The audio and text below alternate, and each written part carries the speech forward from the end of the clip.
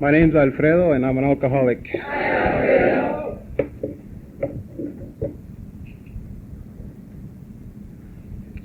I'd like you to join me in a moment of silence, please, to do it as you wish.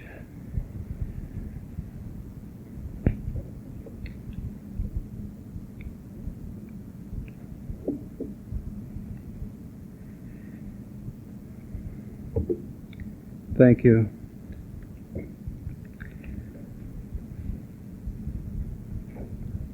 I'm not going to tell you how to do it. I'm going to tell you how God and I did it.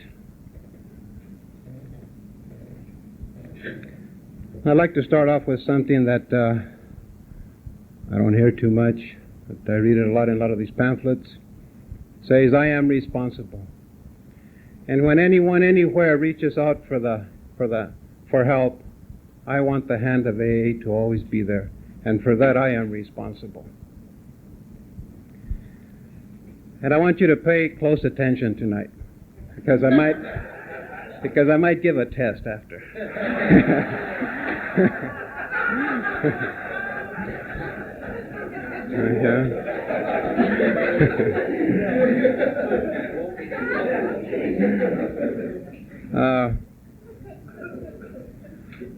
I'd like to start back to when I was a child, because that's when it all started with me.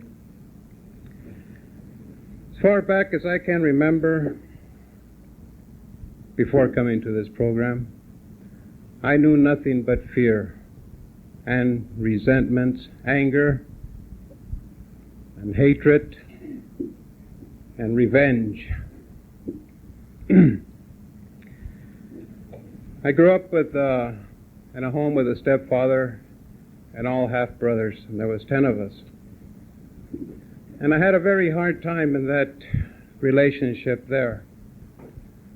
I had a stepfather that was very brutal, and he was an alcoholic too. For some reason, I don't know why he had such hate for me, though, and I had a lot of fear towards him. And I remember as the years went by, I grew up with a lot of hate towards him. That was my reaction, was to hate and to seek revenge someday. I remember many times I would get down on my knees, in the dark somewhere outside, and I'd cry out to God, God, why did you put me in this kind of situation? And I swear, God, when I grow up, I'm going to kill him, and I'm going to kill everybody else that has tormented me. I was abused as a child, mentally and emotionally. Not only by my stepfather, but by my others, half-brothers. So, I grew up, I was born and raised here in Santa Maria, in the Santa Maria area, Guadalupe and Santa Maria, all in this area. At the time I was born, we lived in Guadalupe. And I remember living out in the country, much of the time, because my stepfather was a labor contractor here. And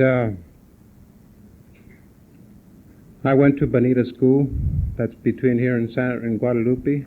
I graduated from there to the Santa Maria High School. Up to that time, my life was sort of isolated, just to the country. I hadn't really been out, into the, let's say, the world yet. But when I started going to the high school here in Santa Maria, I sort of came into a different, it was a new world for me, had a whole new different people I started meeting. And I started hanging around with the guys from Guadalupe. And I was a very quiet youngster then. In fact, a lot of people, they all call me Quiet Freddy. And they would forget that I was around a lot of times. And these guys that I hung around with were more used to being out in the street and everything, so I was just sort of just picking up on them all the time, listening to their stories and everything. But at the same time, when as I would listen to them, I would hear them talk about their family life, now and then, that my dad this or my dad that, we did this or something. And I'd say to myself, God, I haven't got nothing that I can say, I didn't have no conversation to contribute any time. I didn't have anything good to say, about my dad or anything, And I knew, there was more realization to me that I had been, I've been missing out on something in life, I don't have a family relationship that I can talk about. We never sat at the dinner table and, like a family should sit around and discuss different things of the day or anything, with love and concern towards each other or anything. There wasn't that kind of an atmosphere in my home. In fact, when my stepfather was home, he would come and he would eat and everything at the table, and we would always be looking, through the window or something, see when he got off the table. Then we would go in and eat. That was the type of situation it was there. And well, I started hanging around with these guys, and I found sort of like a new freedom, being with them, because I saw that they were smoking and everything, so I started smoking. And this was sort of like a get back, revenge thing here, doing something that my stepfather, didn't know about, and that'd be smoking and everything. And those were sort of like the bachuco days in those days too, and the guys used to comb their hair over here like this, ducktail and everything. And I started combing my hair like that too when I was at school. Then before I went home, I'd comb my hair back over here with a part. And then I started playing hooky and everything, and hanging around in Guadalupe, and I'd go home just about the time I would usually be home from school. And, I'd comb my hair back the way it should be and everything, and they didn't know what was happening, at home. And it's, I played so much hooky and everything that it got to the people at the school and everything, and finally notes started going to letters to the house. Hey, Freddie's not showing up at school, and then they would ask me, well, where you been and everything, and I'd tell a bunch of lies and everything. I started lying. Then. And they would get on my case, they'd beat me sometimes and everything, but I just kept on doing it. And then pretty soon I just quit school. And I didn't even tell nobody, my mother or nobody, that I had quit. I just quit, And just started hanging around town in Guadalupe, and then I started drinking. Okay, up to this point, like I tell you, as I mentioned, I had a lot of fear and a lot of resentments, a lot of hatred, a lot of feelings of taking revenge, against the world for the way I had been treated up to this point in my life, and I was about 13.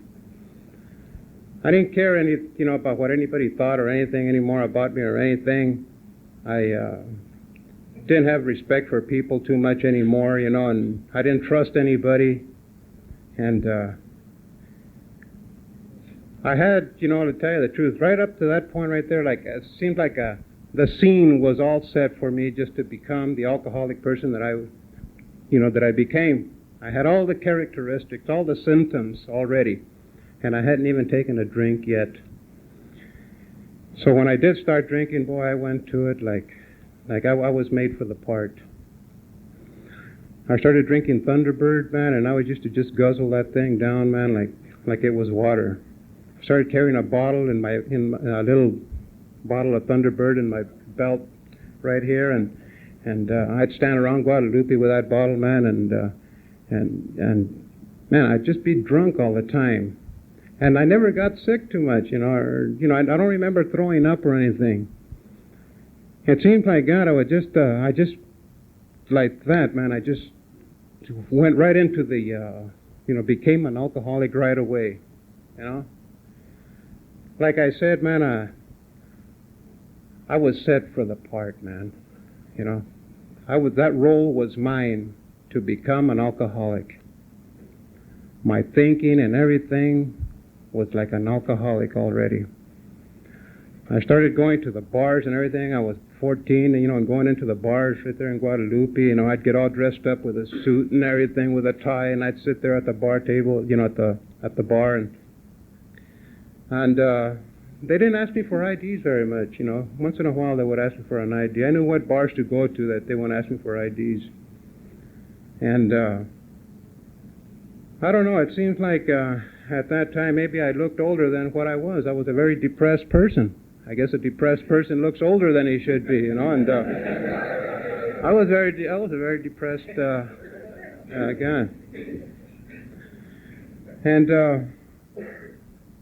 I drank so much and got drunk so quick and everything all the time that, you know, I didn't know how to control my drinking or anything right off the bat. That, you know, guys, you know, that had already been out there, you know, on the street or you know, for longer periods of time than I had been, that, man, they didn't want to hang around with me no more. They said, man, you're too crazy, man. I mean, you can't, every time we drink, we have a party or something, man, you make a big mess of things. You don't know how to cool it, Freddie, you know. You don't know how to drink. I said, what do you mean, man? You know, I could hold my drink. Yeah, but, man, you're always getting passed out. We go to somebody's house, man, you knock the table over with food and everything all the time, man, and you drop all the beer on the floor, you break the bottles, you know, and everything, and you get into fights and all that, man, and you know, we just want to have a good time, man. Cool it, you know. And I'd say, yeah, okay, yeah, all right, you know, I'm going to cool it this time, you know. But no, man, every time I'd get drunk, man, and shit, I'd get blackouts and everything, and next day they'd tell me, man, you did it again, man. You know, pretty soon they wouldn't, I'd be standing out there in Guadalupe, man, and that's when my career of standing out on the street started, man. Guys didn't want to pick me up no more, man. I'd stand there, and guys would just be going back and forth. I'd just go like that, orale, you know. You know. You know, I knew then that I was different, man. You know, really. And once in a while they'd come by and pick me up. You know, I guess they felt sorry. Hey, man, get in, man. You know, orale, you know. And there I'd be, you know. I didn't go to too many parties, you know, after that, you know. I wasn't invited. So I started getting busted, you know, for drinking. I'd go to dances, man, and I'd be drunk, man. That the cops right away would just pick up on me, ran. That, you know, I mean, who would? I mean, anybody could tell I was all messed up. I couldn't walk or stand. I'd be staggering around all over the place. Cops would get me, let's go, man. And every time I went to a dance, I'd end up getting busted. First time I got busted, I was just turning 14, and they didn't have a juvenile here in Santa Maria at that time. So they took me down to the county hospital, and they don't have that county hospital there anymore. That's where the the probation department is. And I woke up there in the hospital. I don't know how I got there. I woke up locked up in one of the rooms, and some guy comes in, you know, later on that morning, and from the probation department or something. Man, I tell you, we're all messed up last night. We had to bring you here. You know, we don't have no other facilities to put you in. They can't put you in jail. We called your parents already. They're coming to pick you up and everything. And my parents came, and that same day, it was a Monday. I had to go talk to some judge or something. Boy, he got all on my case and all over my parents' case. Man, this kid right here, man, he's only 14 years old. Man, look at the way he is already. You know? And he gave him a good tongue lashing and told him to keep a better eye on me and everything. And, you know, the next time, you know, they'd probably have to take me to Santa Barbara or something. And I went back home and everything, and they shooed me all out already my family did. But that same night I was back in Guadalupe again. And back out there on the streets. I ended up getting busted later on for a car theft, and I was sent to Los Prietos Boys Camp for, I was going to do 6 months there for the car theft, but I think it was around the 5th month or something, they let me out for a 1-day pass. And I came over here to Santa Maria and got drunk and ended up getting busted, and I ended up doing the whole year over there in Los Prietos. Couldn't even stay sober for 1 day, man, you know, on a 1-day pass. So I came back home, after a year, but it was just the same thing, drinking, getting loaded on weed and terpene hydrate, all kinds of things, just doing all kinds of, anything. I don't even know what I was taking sometimes, and always getting busted. I kept going, into juvenile hall, in and out, in and out. I don't know how many times I went to juvenile hall for drunk. I got a drunk record as a juvenile hall man. That's pretty long. And finally, just before I turned 18, after being arrested for drunk, they sent me to YA for drunk. And I went to the guiding center in Norwalk, and when I got to the guiding center in Norwalk, they told me, man, the staff there telling you, man, we never had nobody here for drunk before. I mean, all these guys that are here, they're here for felonies and stuff, for robberies and murders and stuff. Man, you're here for, we never had nobody here for drunk. We don't know why they sent you here,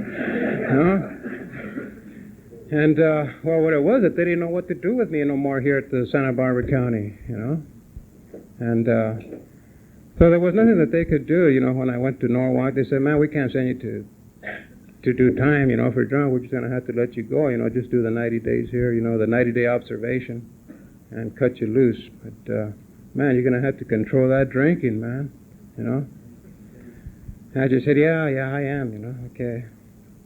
But first day out, back on the bottle again, partying, from being busted. The guys, hey, Freddie, you got out, man. All right, let's go party it up.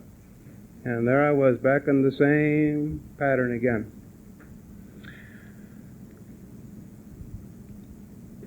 Well, I started going to the county jail.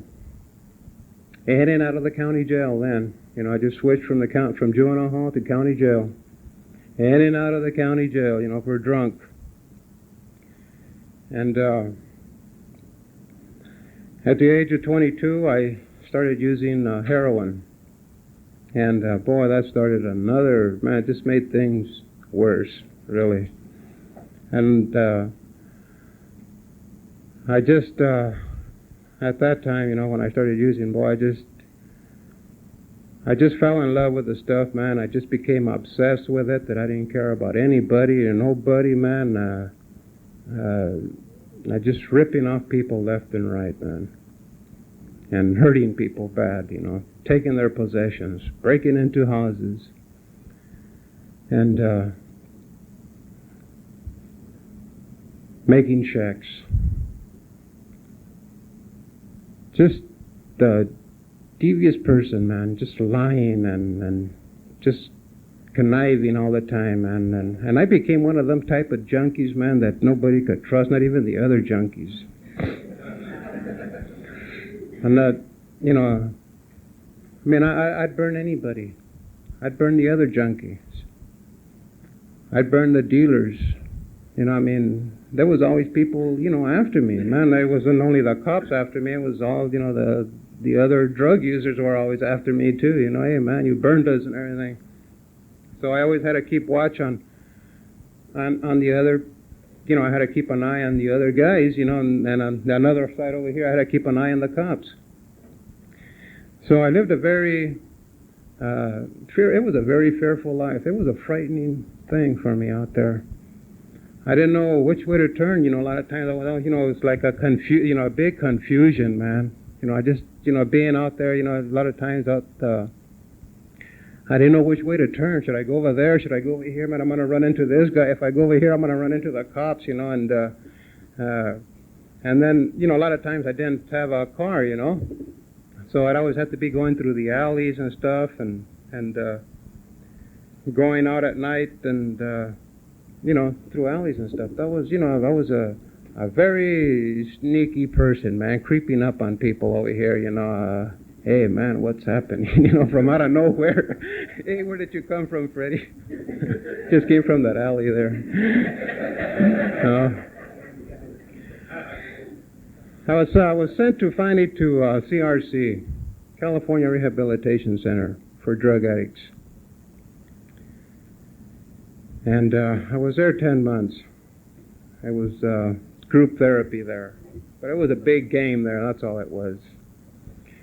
guys would rehearse the night before, so that when we went into therapy, everything would be all set up and everything. You're going to ask me this question, and I'll ask you this, and you'll answer this, and we're going to make it look good, and everything. That's the way it was there. I did 10 months there and got out, and the first day I was out, man, I remember when I got out of CRC right now. I remember I came home on the Greyhound bus, got off at the bus depot over here, walked over to Tiger Town, met some guys there right away. Man, hey, you holding? Yeah, let's go get loaded. And, well, we have to go to Guadalupe. Oh, okay. So there I am going on my way to Guadalupe, and one of the guys has got a joint, and another guy's got a bottle of, I forget what kind of drink it was. It was whiskey, though, hard liquor. And there I am going in the car, holding the joint over here in one hand, the bottle of whiskey over here in this hand, and I'm on my way to score, and I just got out of CRC, man. I remember I thought right there for a moment, man, look at this. I just got out, just got off the bus a little while. Here I am holding a joint in my hand and a bottle in the other, and I'm on my way to score, man.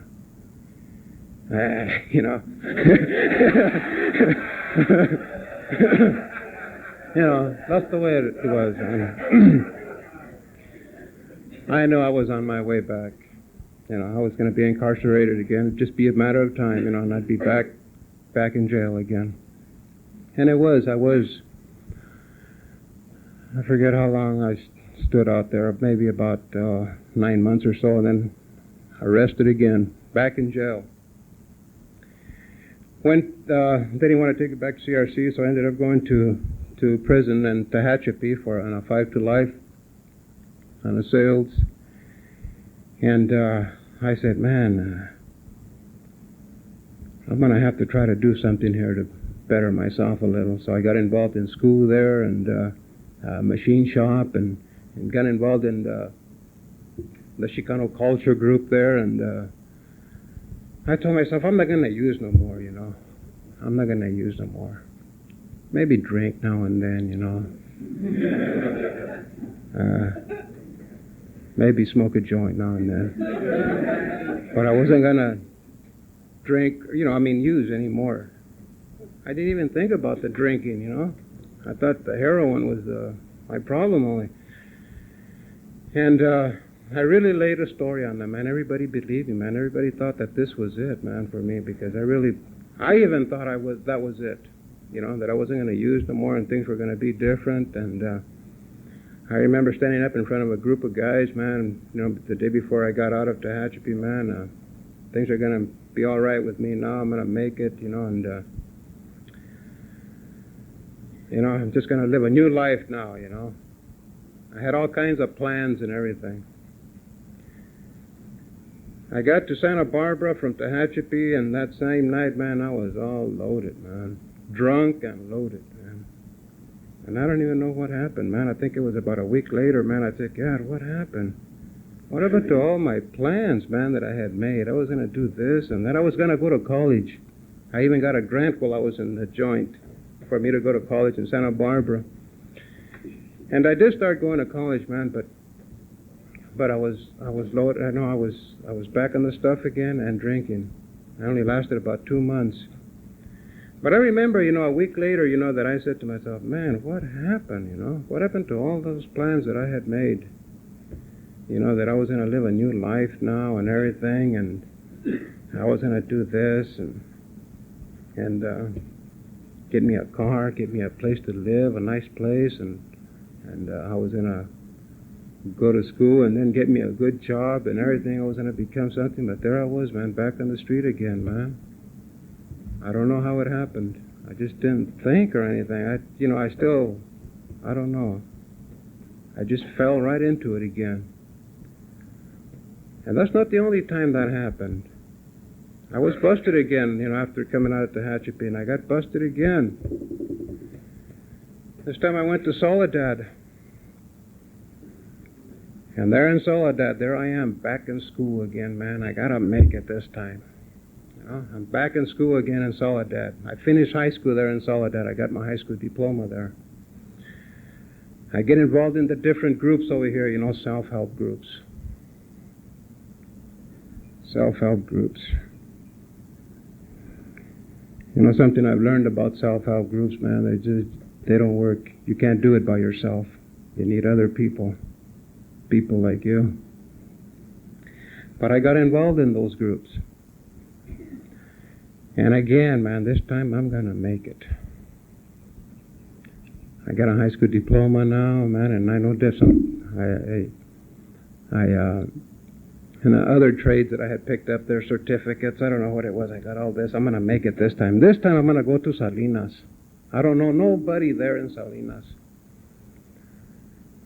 And I'm going to start a new life there. I get out, I go to Salinas, and that night I'm in Skid Row, man, in a beat-up room, man, all loaded on heroin and beer and everything, whiskey and everything there, man, and I'm back into the same thing again.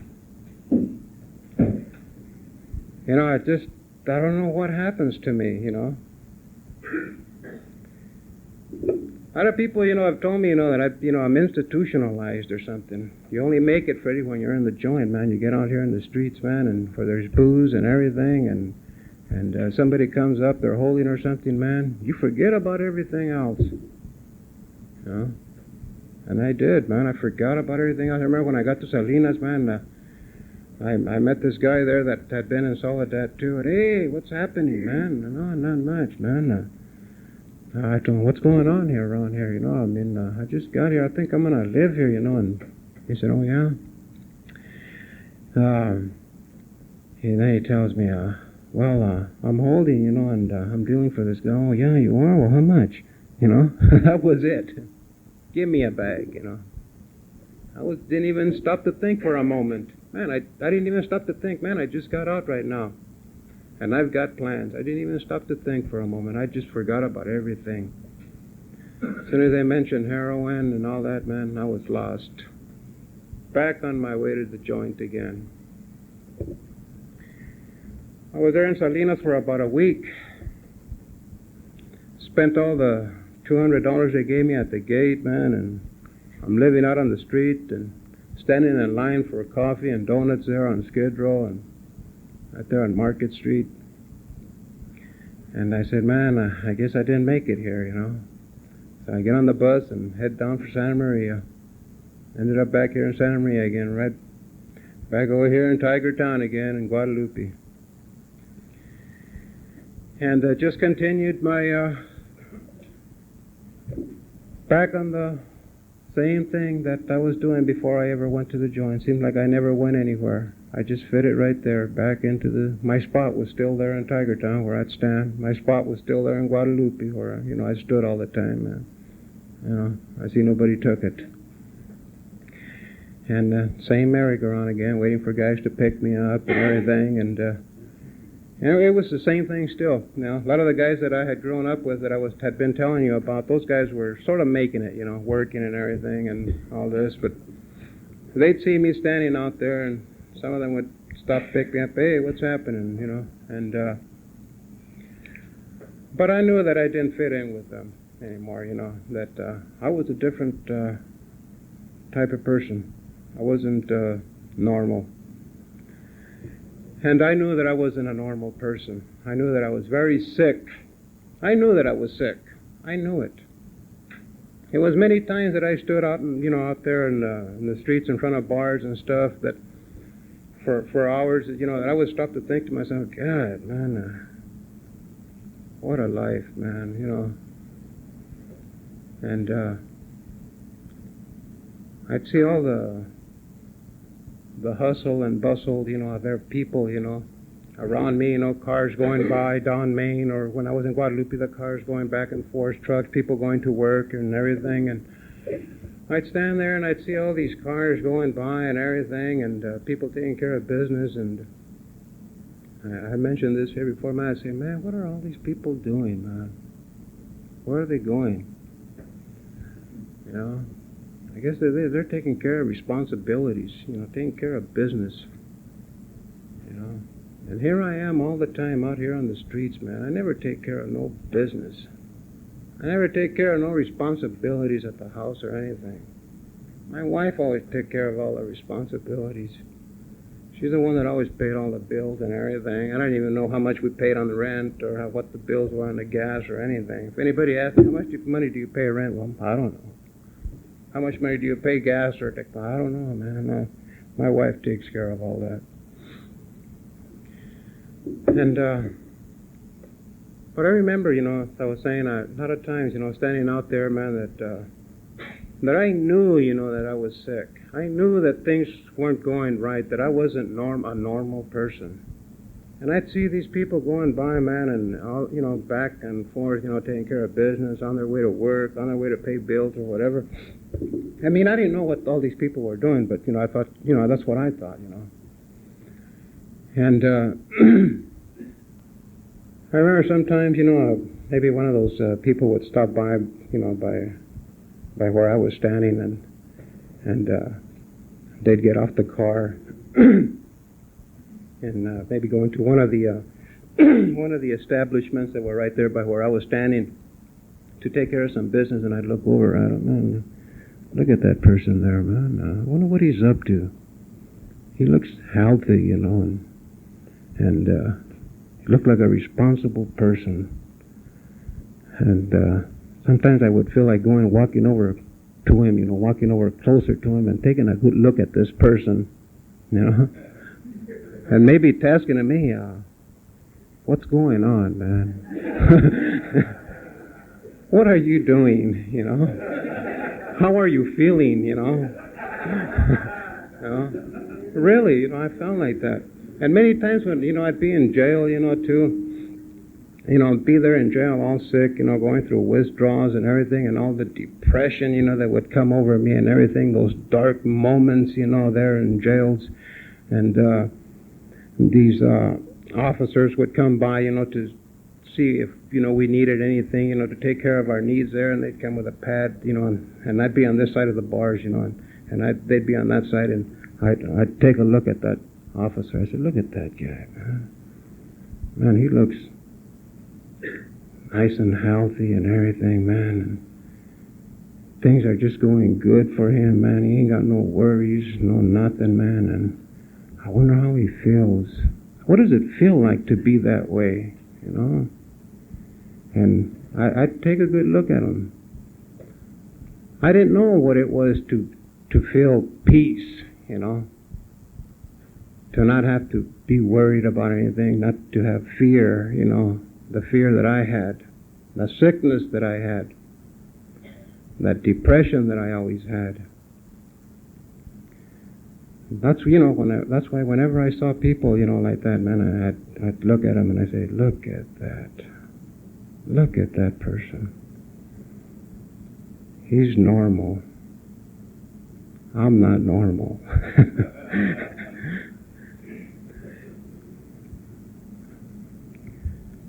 I try to find ways to change.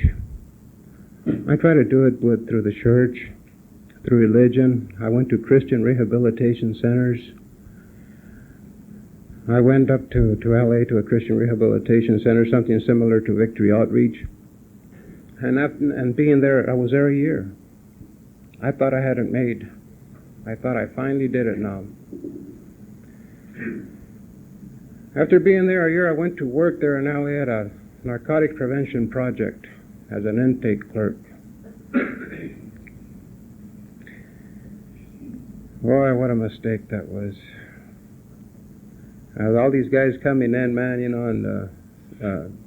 into the center there, to try to check into hospitals, to kick heroin or PCP, or pills or anything, and I'd be sitting right there taking down the information, man, and looking at these guys, man, they're nodding, man, and everything, and all this, and all, and inside of me, these feelings, man, just started moving, man. And all of a sudden, just one day, I said, hey, man, you got a bag on you? He said, yeah. How much? 25. There, give me a bag. I'm there, the clerk, man, to help this guy. And there I started again. Back on that same cycle again. Ended up back over here again. My spot was still here in Tigertown, by the way. I was standing there again. Back in Guadalupe, over there. And here in Tigertown. Same marriage around.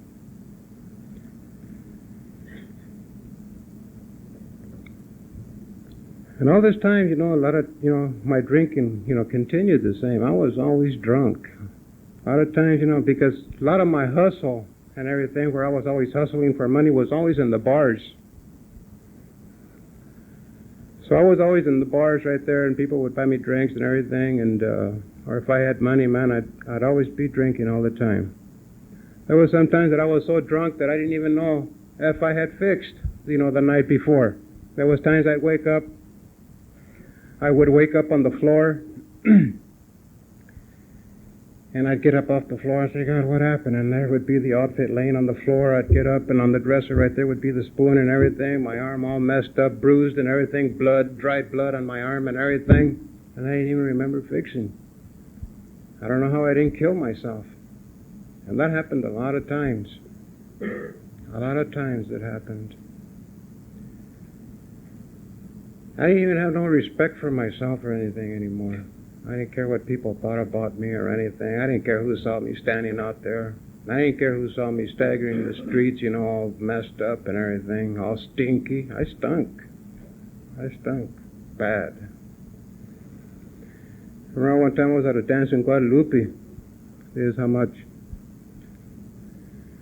And I'm there at this dance there, and I'm drunk. I thought to myself, I think I'll go get a fix. I went down the block and got a fix. And I passed out outside the connection's house. Man, I OD'd. As soon as that wind hit me, it just knocked me over. And I woke up in the backyard, and they had a hose on me. They drugged me back there to the backyard, and they had a hose watering me down, to bring me back to.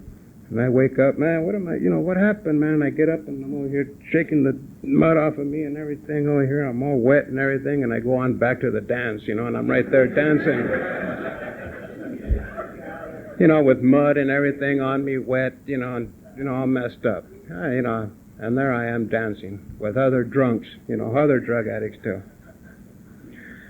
Man, oh, man.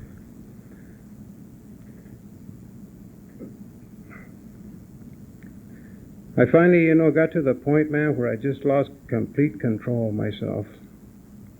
I didn't have no more feelings, I just didn't have any more feelings anymore. I lost all self-respect. My morals and everything, between right and wrong, man, just zero. Just hurting people, ripping off people, their feelings, their emotions and everything. I was like I say in the big book, an alcoholic, like a tornado roaring through people's lives. I was hurting people, emotionally. And I was hurting my family a lot, my children. And I finally ended up going to a Passcode State Hospital for this. Because I became a very selfish person. And to get my needs met, I just didn't care, I just used people. And I ended up going to a Passcode State Hospital. I hurted my family, my wife and children and everybody very much. I remember as I was going to the court proceedings for commitment to a Passcode, that at one point one of the psychiatrists said that in his opinion, he said, this guy right here, Freddie, man, he's never grown up. He's got the mind of a 17-year-old, he said. He said he just never grew up. And they said a bunch of other things there in court, man, in open court, man, and it was all true, what they were saying. It was very painful, to me, my family, and everybody. But it was all true. When I finally took the stand, I didn't even deny anything. I knew I was no good. Did you do this? And I said, yes, I did it. Are you this? And I am that. Just everything that they said, I just admitted everything. I said, what's the use, man? I just ain't no good. So I was committed to a Atascadero State Hospital.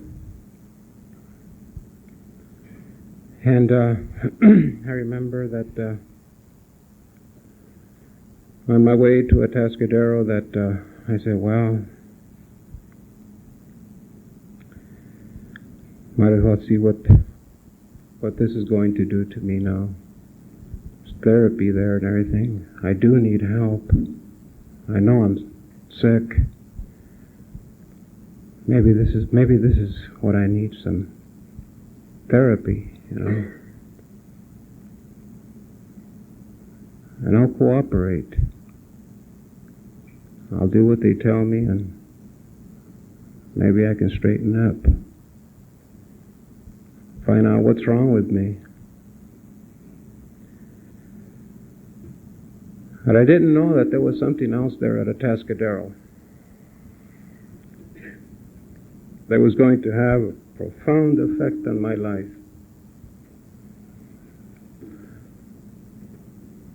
I didn't know that they had an AA program there, and that they had some people that were going there, and that were taking the program into the institution. I didn't know that that this is what I was going to find there. And I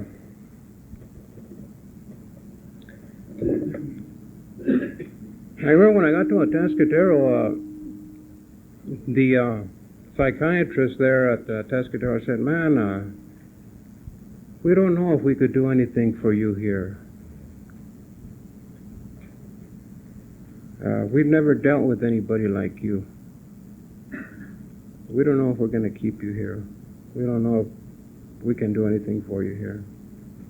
So we're just we'll see what happens, in the first 90 days. Thought to myself, God, man, they don't even want me in a state hospital, in a mental institution. They probably thought I wasn't going to cooperate or something, because they had all my record.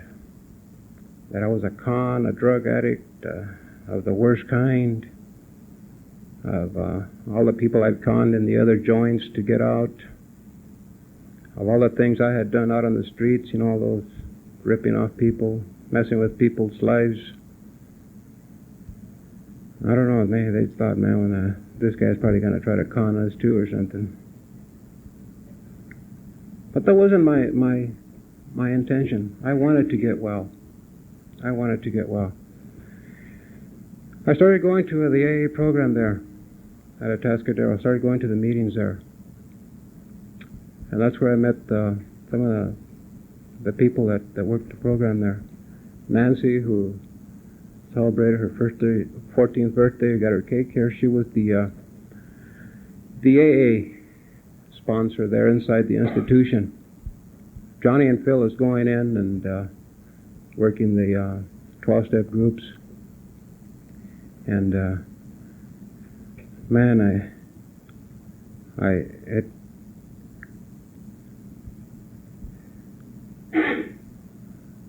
I don't know how it happened.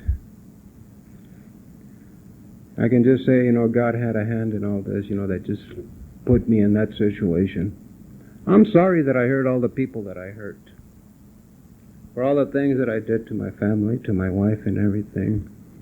But I think God had His hand in all that. He sort of led me there and led me to these people that guided me and took me under their wing and instructed me in the ways of in the AA program. And I mean instructing me. When I would go into them, when I would go into the 12-step groups, man, I could tell I was a very depressed person. Didn't know how to smile, didn't know how to talk, didn't know how to love or anything. And I'd sit there at the sheriff, man, and I'd be over here all like this, and all paranoid. And what's going to happen now here? Phyllis would look at me, hey, Freddie, pick up your head. I'd pick up my head. Smile. Smile. And it was always like that. That's the way it had to go, step by step, step by step. And that's the way we went through the book, step by step by step. And it worked.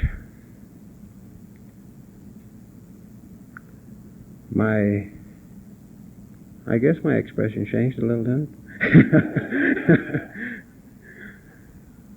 it? And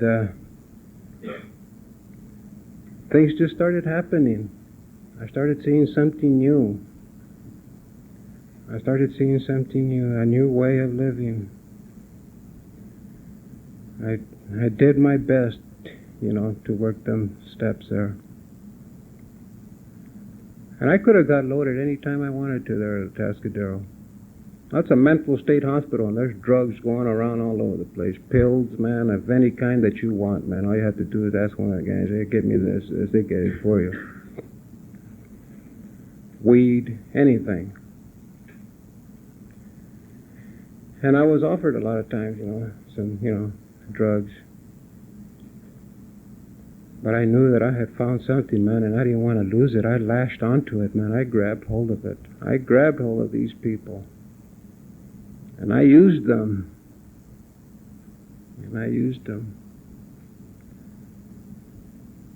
Got involved as much as I could in the AA program there. Became one of the Shermans, the editor. Started hugging people. Listening to people. I learned how to express my feelings and stuff to people. How to sympathize with people, to listen to what they said. And I knew that something was happening in my life. I knew that there was something exciting that was going to happen from here on. And I was excited. I remember a lot of times I would tell one of the other guys that I was working with, I was working in the print shop, and I tell him, man, I said, what's it gonna be like now? This new life. It's going to be something, man, to get out there, man, and live this life that I've been working right here on. And he would be excited too. Yeah, man, I wonder what it's going to be like. We found something new here. That was Will, me and Will. Because all we've known, man, was institutions, man, and depression and misery, despair. We knew that we were onto something.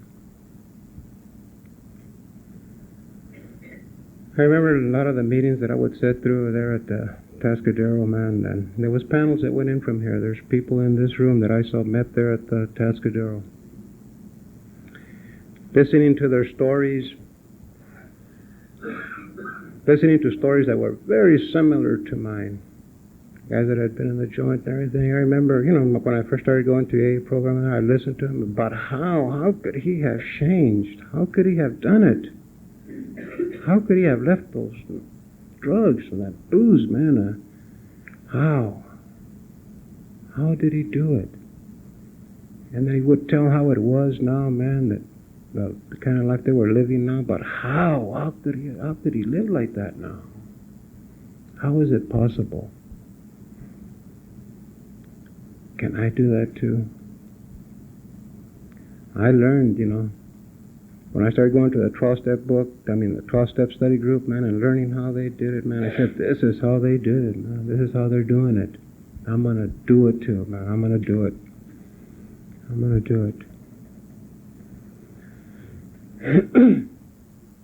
My wife stood by me through all this. And she's with me tonight here. I'm very glad to say she's with me tonight. And she's been through a lot. I put her through a lot of pain and misery, and she's still with me. I'm very fortunate for that. And in as my day to get out came close, I did 34 months there at Tascadero state hospital. My day came to get out. I remember I said to myself, well, man, things are really going to be different now. And they have been different. They have. They have. The first meeting I came to was right here. And that was a Friday night meeting. And I remember when I came in this door, well, I was really nervous and everything. I'd never been to an AA meeting out here. I never knew people like you before or anything. And I didn't know if I was going to be accepted. I was paranoid and everything. And I found out that you people are very loving and understanding people, and you took me in. All of you. And I've needed you, and you've helped me a lot. And things are going pretty smooth right now, I would say. Fairly smooth. I'm still trying to... I did a lot of damage in the past. And that still comes up and haunts me at a lot of times. There's a lot of things I still can't do. The other day, yesterday, I went to McMahon's. I wanted to get a couch set and a color TV. The couch set we'd had for how long? About, I don't know. How long we've had it for years. 10 years or so. And they said, okay, yes, sir. And she's right there writing up the ticket, this couch here. Okay, what else? Oh, the color TV right there. All right, sir. Writing it up. Is there anything else you want, sir? I said, no, that will be all for right now, you know. And, well, okay, then come this way over here, and they took me to one of their little rooms, and another lady came, and she wanted some more information, took out an application there, and started filling it out and everything, and then they want to know where you're working at. I told them where I was working at. How long you been working there? Oh, 5 months at the sheep ranch. Where did you work before that? I said, oh, no. Well, okay, I worked over here, Solvang. When was that? That was in 1980. And how long did you work there? 9 months. Where did you work before that? Well, I worked over here, this other program, sir. Just for, how long did you work there? 3 months. When was that? 19, you know. There was no more sirs. There was no more sirs. I just saw the attitude change, you know, and everything. My confidence and everything. I just said, man, I guess I ain't gonna get a new couch or color TV. And she says, oh, well, see, the reason we're asking you this is we need about 5 years of unemployment here. We've gone through, 4 jobs, and we only got about 1.5 years. And I said, yeah, well, that's all I've worked. And in between a lot of those times, you know, I didn't want to say, well, I've been in the joint, or I was at a Tuscaloosa State Hospital. And, or I was out on the streets. She says, well, okay, what about reference? I said, oh, yeah, okay, oh, I got this card right here, and I got it right here. And she said, oh, okay, all right, Passcode, all right. She takes the name down. Then she opens it up. And I'm looking at her, and she's reading it. And they say, God, I offer myself to thee. To build with me and do with me as thou wilt. Relieve me of the bondage of self, that I may better do thy will. Take away my difficulties, that victory over them may bear witness to those I would help of thy power, thy love, and the way of life, and thy way of life. May I do thy will always. And she took a 3rd step there. She didn't even know it.